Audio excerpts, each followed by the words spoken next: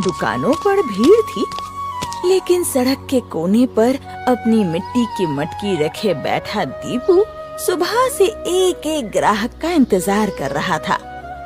बार बार आवाज लगाने के बाद भी कोई उसकी लस्सी खरीदने नहीं आ रहा था। दोपहर ढलने लगी, मगर उसकी मटकी लगभग भरी हुई थी। दीपू के चेहरे पर चिंता साफ दिखाई दे रही थी, क्योंकि घर पर उसकी बीमार माँ दवाई का इंतजार जो कर रही थी। आइए भैया, ठंडी मीठी लस्सी ले लो। अरे देसी दही की लस्सी है, बस 10 रुपए गिलास। दीपू, आज रहने दे भाई, जेब थोड़ी तंग चल रही है, कल पियेंगे। ठीक है बाबूजी, कल जरूर पीजिएगा। कितनी बिकी आज बेटा?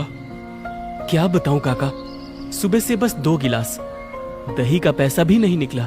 हिम्मत मत हार, मेहनत करने वाले का दिन देर से सही। आज फिर कमाई नहीं हुई, लेकिन तुम चिंता मत करो, कल सुबह कुछ न कुछ जरूर करूंगा। बेटा, मैं तेरी मजबूरी समझती हूँ बेटा, तो खुद इतना परेशान है।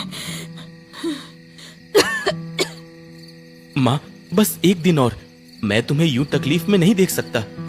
देखना बेटा, भगवान सब ठीक कर देगा बेटा।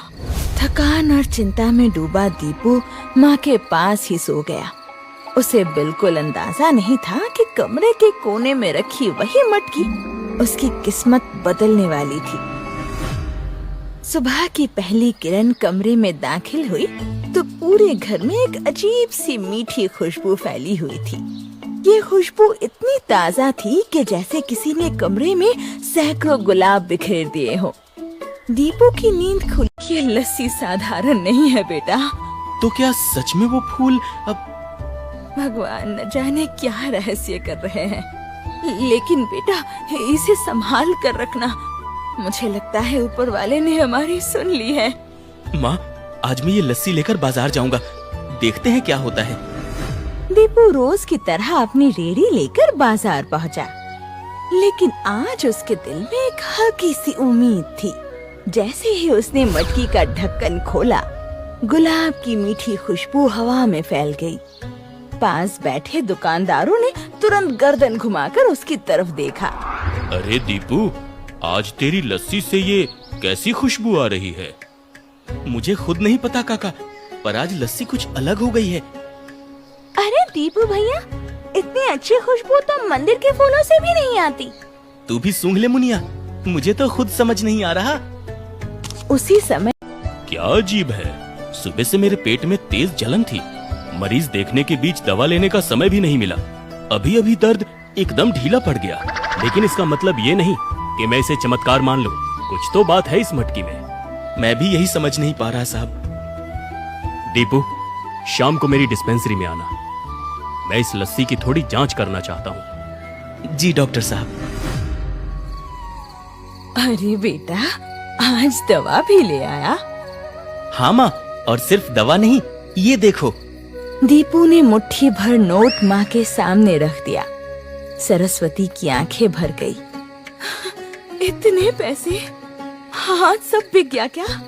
माँ, आज तो लोग टूट पड़े थे, जिसने पिया वही औरों को बुलाता रहा। मैंने कहा था ना बेटा, ये साधारण मटकी नहीं है। डॉक्टर खन्ना भी आए थे, वो भी पीकर हैरान रह गए। दीपू देर तक जगा रहा।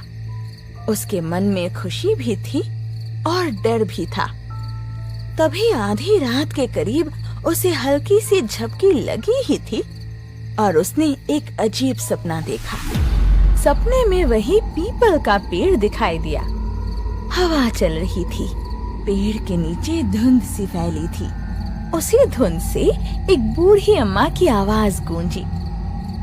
दीपू। कौन? बरकत आई है बेटा, लेकिन बरकत के पीछे लालच भी आता है।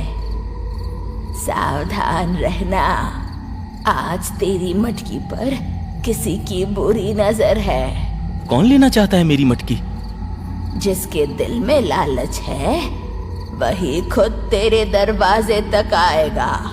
अब अगर बुद्धि से काम लिया तो वरदान था और दीपू की रेहड़ी के आगे भीड़ थी और ये नजारा उसकी आंखों में चुभ रहा था।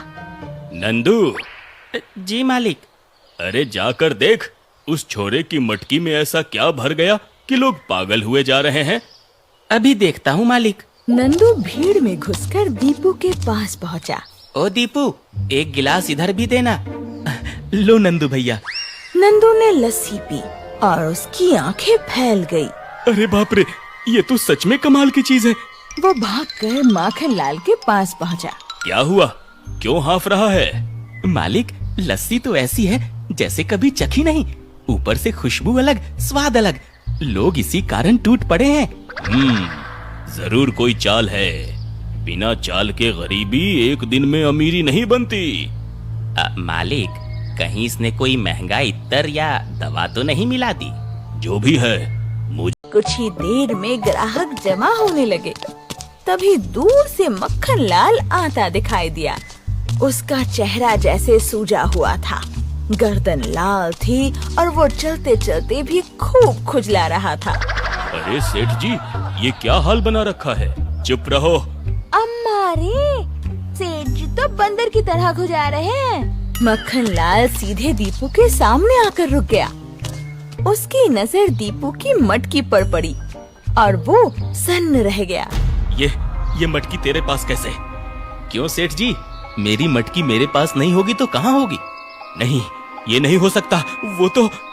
वो तो रात में आपके गोदाम गई थी, यही कहना चाहते हैं ना? सेठ जी के गोदाम?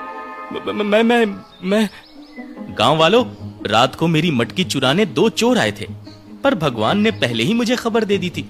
मैंने असली मटकी छुपा दी और नकली बाहर रख दी।